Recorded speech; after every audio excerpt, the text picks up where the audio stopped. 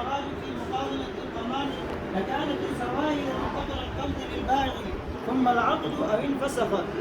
لكونه من ضمانه ولا قائل به ولا قائل به وأجيب بأن الخراج يعلل في قبل القبض بالملك وبعده به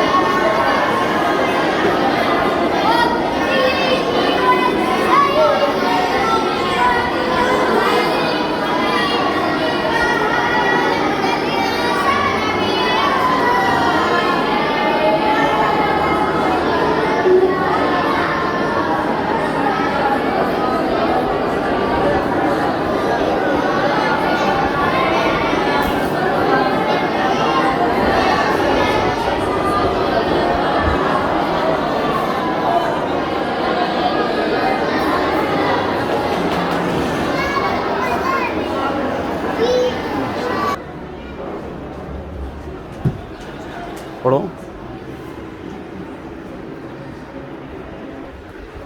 الثاني لو كانت الغلة بالضمان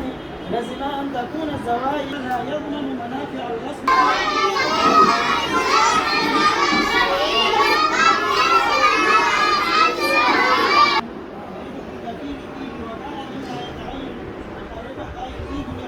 واستدل لهما في فتح القدير بالحديث واستدل لهما في فتح القدير بالحديث فقال الإمام يرده على الأصيل في رواية ويتصدق به في